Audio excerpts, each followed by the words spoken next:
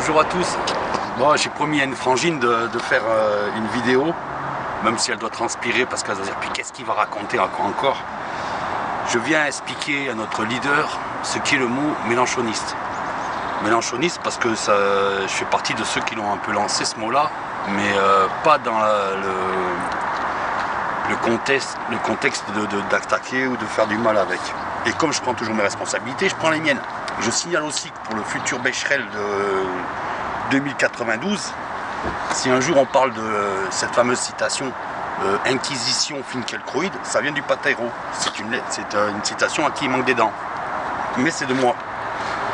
Mélanchoniste, ça veut dire quelque chose. Ça veut dire quelque chose de tout bête. Pour les gens qui sont vierges là-dedans. Il n'y a aucune étagère qui s'est installée. Pas un seul livre, rien, zéro, walou. Si, je le dis toujours, pour ceux qui me connaissent et pour moi, mon parcours personnel, c'est le livre Instinct de mort de Jacques Messrine que mon père a posé à 18 ans sur une étagère à côté de moi pour que je puisse le lire et que je puisse me rendre compte de moi-même dans la galère, en ayant des grandes difficultés à lire ce livre jusqu'au bout, que ce que je lisais dedans me donnait une certitude, c'est que j'affronterai la vie sans armes, sans flingue. Je ne me coucherai jamais devant un procureur qui n'est pas juste, mais j'aurai pas de flingue, donc grâce à ce livre-là. Mais j'ai lu Jaurès, je l'ai lu chez ceux qu'il était. J'ai lu des tas de choses, mais qui par rapport aux gens qui étaient ce qu'ils avaient lu. Donc qui me permettaient aussi de découvrir avec l'humain ceux qui étaient des escrocs. C'est-à-dire des gens qui prétendaient être sans être, voilà. Et qui donc s'accaparaient une couleur sans être cette couleur. Et ça nous rappelle un petit peu grâce à du bon cinéma, quand on voit les tranchées, que des fois les Allemands se retrouvaient dans les tranchées françaises et les Français dans les tranchées allemandes. C'est-à-dire qu'à force de prendre les couleurs des uns et des autres, pendant que les autres poussent leur pion, et bien on se retrouve à la place de l'autre. Donc voilà, on trouve des mecs de droite au PS et très peu de gens de gauche à droite. Donc au contraire, les gens de gauche se retrouvent à l'extrême gauche, enfin dans les médias, mais pas sur le terrain. Ils restent à gauche, ils restent républicains, ils restent révolutionnaires et résistants. Donc quand on est un Pateiro, avec des étagères vierges, ça ne veut pas dire qu'on est inculte, bien au contraire. Si Victor Hugo était né à notre époque, il m'aurait taxé une allumette pour foutre le feu à la bibliothèque parce qu'elle plie sous le poids de Soral et de BHL, ces étagères. Et puis avec l'arrivée des nouveaux médias, est-ce que Victor Hugo serait devenu riche à la force du poignet? Non. Peut-être qu'il serait arrivé avec un icône, allons savoir. Bref, avec l'image, on a surpassé le pouvoir des bibliothèques. On a instruit les gens d'une manière dans ce pays, que tu sois musulman, chrétien, athée ou républicain, ce qui rassemble tout le monde, et donc laïque. Si tu respectes ces règles-là, eh ben, personne n'arrivera à t'envoyer au front million par million pendant qu'on viole mémé ou maman à la ferme. On est d'accord? Donc c'est très dur de monter les uns et les autres avec l'instruction, qu'on soit allé à l'école ou pas, parce que nous sommes dans une société éducative. C'est-à-dire une société que quand tu veux vraiment savoir, même si on t'en empêche, tu arrives toujours à prendre un morceau. Voilà. Et il faut trouver des mots qui nous correspondent. Moi, quand je suis sur le marché avec les frangins et les frangines, eux, peut-être qu'ils ont une instruction qui leur permet d'aborder certaines personnes. Moi, j'en ai une autre pour apporter une autre frange de la société et qui est très importante et qui est très présente dans l'abstention, justement. Et je ne vais pas tourner autour du pot. Puisque d'abord, les gens qui sont dans l'abstention sont des gens qui ne veulent plus croire en rien. Et si on commence à tourner autour du pot, on ne fait que le repousser. Donc, quand je me déplace à quelque part, j'ai un leader qui rassemble ses opinions. Ce n'est pas, mon idole, c'est mon leader. Je n'ai pas d'idole, j'ai un leader d'opinion, de pensée, de valeur. Et il s'appelle Jean-Luc Mélenchon, ce leader. Donc il y a eu des mitterrandistes, il y a eu des gaullistes, il y a eu des Vercingétorix, mais je veux dire, il y a des mélenchonistes aujourd'hui, c'est pas une insulte, au contraire, c'est ma gueule. C'est la gueule de tous les gens comme moi, qui en un mot peuvent rassembler parce qu'il y a un leader d'opinion, il y a quelqu'un qui peut permettre de s'affranchir devant beaucoup de choses. Voilà. Ce n'est donc pas une insulte et ça veut dire quelque chose. À nous, en tout cas, ça veut dire quelque chose. Et ça veut dire aussi que être mélenchoniste, c'est immortel. Immortel. Si demain, comme Jean Jaurès, tu prends une balle, Jean-Luc, les mélenchonistes, ils seront debout. Tu comprends? Donc ça veut dire ça. Et je comprends très bien que tu puisses t'en défendre sur les plateaux télé, parce que ceux qui se sont appropriés, comme d'habitude, ceux qui nous mettent en couvercle sur les gens comme moi, sur les patéros comme moi, se sont appropriés notre parler pour en faire du mal. Donc automatiquement, ils balancent ça. Mais non, rappelle-toi que je suis un bâtard, Jean-Luc. Qu'un bâtard, c'est pas un mot qui est là pour faire du bien. Mais je me suis approprié ce mot parce que le bâtard, c'est comme la vis, le clou, qui est bâtard sur un chantier, il va sauver le chantier. Il va sauver le chantier. Et je l'ai découvert avec mon père, après avoir pris une baffe par mon grand-père, parce que je me traitais de bâtard moi-même, et que mon grand-père m'a dit, il n'y a pas de bâtard dans la famille Vidal. C'est la plus grande preuve d'amour que, voilà. Mais malgré tout, malgré que j'ai sombré dans ses bras à 15 ans, parce que ses larmes me touchaient, à mon grand-père adoptif, qui me donnait ce nom, Vidal, eh ben, j'ai cherché à lui prouver que non, il ne fallait pas avoir honte d'avoir un bâtard dans la famille, puisque de toute façon c'est lui qui sauvait la donne, comme sur les chantiers, avec les outillages, voilà. Donc, on en est où au niveau du temps, mon cher Fanfan? 2 minutes. 2 minutes? Oh ben encore 2 minutes. Donc je suis donc un bâtard, c'est pas fait pour faire du bien, quand ça vient de la part des chiens, on sort les armes, mais je le dis ouvertement, je suis un patéro, je suis un bâtard, je suis un vrai Français. Un vrai Français. Voilà, par les valeurs et pas par des origines. Je vous rappelle que ceux qui veulent nous opposer des origines sont partagés avec toutes les couronnes du monde. Et donc toutes les dogmes aussi, puisqu'il y a toujours un Richelieu dans le coin, ou un Tariq Ramadan. Donc voilà. Moi je dis sur le terrain, Jean-Luc, tu es présent partout dans toutes les consciences. Les gens, ils ne te repoussent pas, tu sais, voilà, moi je peux faire le test demain, essayer de vendre le livre de Zemmour, tu vas voir. Parce que oui, il y a quelque chose à dire là-dessus. On en est où là? Parce que ça va être un petit peu long. 1 minute 30. 1 minute, ça va être trop long, mais bon, on va passer à 8 minutes directement. Ferme-le et reviens. Voilà.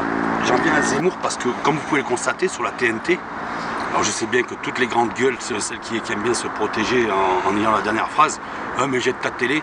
Eh ben, je préfère avoir ma télé qu'écouter la télé des voisins, parce que quand tu es bloqué dans du béton ou dans 9 mètres carrés pendant plus de 6 ans, la télé, mais mon pote, tu es bien content de l'avoir. Et tu tries, tu fais ce que tu as avec, et tu essayes justement de pas te faire bouffer le cerveau en démontant ce qui te crache dans la gueule. C'est comme ça. Donc pour essayer de souffrir un petit peu, de comprendre un peu plus sa souffrance, j'ai regardé l'autre fois Ardisson avec l'invitation qu'il avait lancée à Zemmour, à notre ami, celui de Les Français veulent savoir, là, je sais plus son nom. Et puis Pascal Praud, qui lui a bien fermé sa bouche et est bien redescendu depuis qu'Evra a ouvert la sienne. Et il avait raison de l'ouvrir. Je rappelle que moi je ne jetterai jamais un caillou sur un bus qui refuse certaines choses. Et puis voilà, quoi. Je veux dire, le droit de grève c'est un droit français. Et même dans le football on a le droit de faire la grève quand justement des gens pourrissent notre drapeau, pourrissent notre tunique bleue, blanc, rouge. Parce qu'être français, c'est pas être bleu, c'est être bleu, blanc, rouge, monsieur Hollande. Avec une Coupe du Monde qui est bien avant le Brésil et le Qatar, une Coupe du Monde dégueulasse. Ce qui s'est passé en Afrique du Sud, c'était dégueulasse hors terrain, sur le terrain. Et voilà. Et donc l'équipe de France n'a simplement été qu'à l'image de ce mondial. Avec ou sans elle, ce mondial aurait été une honte. Donc voilà. Et Madame Bachelot n'a rien à dire quand elle se sert de cette Coupe du Monde et du sport pour aller vendre des médicaments là-bas et obliger des joueurs de foot à porter la cravate plus que les crampons. Ça, personne n'en parle. Ni Kid 21, M. Ben Arfa, ni Téléfoot, M. Lizarazu. Donc voilà. Et on a ce Thierry Ardisson, cette merde de Canal+, là, qui est en train de... On dirait la force sceptique de Canal+, qui s'est déversée sur la TNT, vous voyez, d'un coup, les élections arrivent, il y a toute leur merde, ceux qui ont fait voter Sarkozy, qui ont fait voter Chirac, qui ont élu tous les présidents depuis que Canal+ existe. Ils se déversent sur la TNT. Normal, puisque chez Canal+, l'abonnement devient très rare. Et d'ailleurs, c'est logique, parce que quand j'ai besoin de regarder un match comme OM Lyon hier soir, par exemple, je demande à mon pote, mais il y en a qui payent Canal+ pour ça. Tu as une attaque de Gomis et puis tu passes ton temps avec la caméra sur une interview de Paganelli sur le banc de touche. C'est quoi ça? C'est pas du football. Enfin, si, les joueurs ils jouent au football, mais les Canal+, là, vous faites quoi là? À quel moment on doit payer ce travail de marsupilami là? Bref.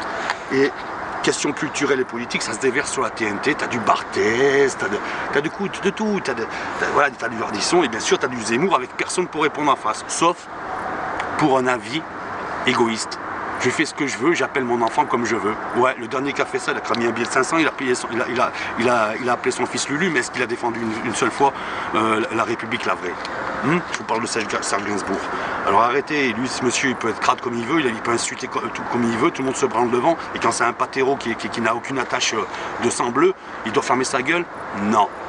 Vous voulez vous battre pour que les vérités soient dites en utilisant du Voltaire. Moi je refuse que Voltaire me prenne ma défense. C'est pas un esclavagiste qui va prendre ma défense. C'est pas un trafiquant d'armes qui va prendre ma défense. C'est pas un connard de planqué qui va là-haut et qui est né riche et avec la cuillère en argent qui va prendre ma défense.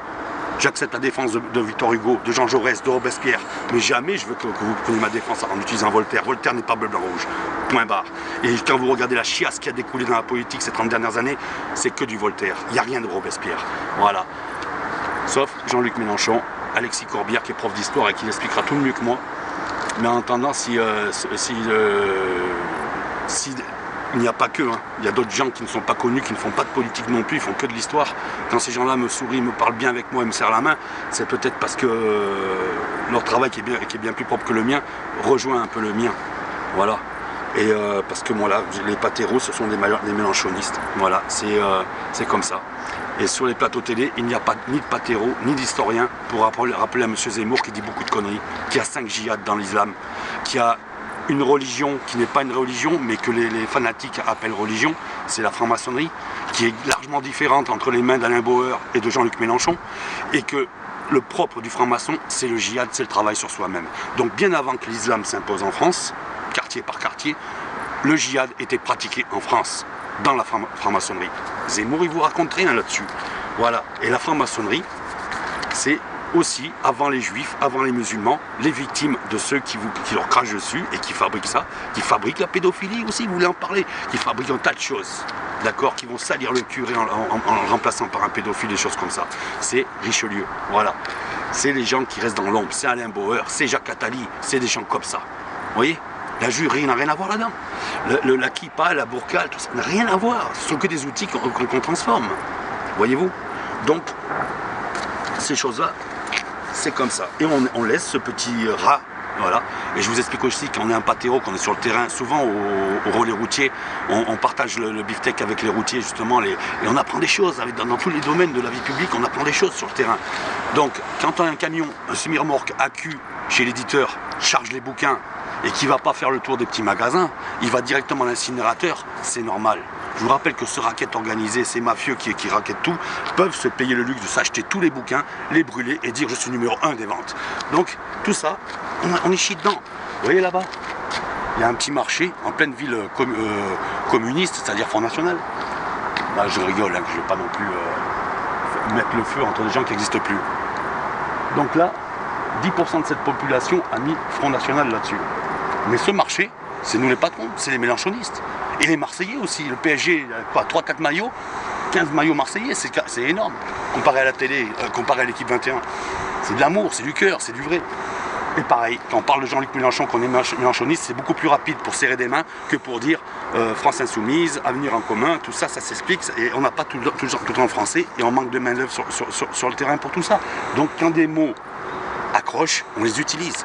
Je suis l'un des premiers à avoir prétendu être mélenchoniste, et puisque tu poses la question là-bas à l'UMA dans une vidéo, parce que j'ai pas pu me déplacer, Jean-Luc, je viens dans cette vidéo te répondre. Voilà ce que c'est que d'être mélenchoniste. Voilà. Et comme d'habitude, avec un territoire vierge au niveau des étagères, évidemment des arguments de terrain qui s'analysent avec le cœur et pas avec le bécherel. Voilà, je vous embrasse tous et je vous aime.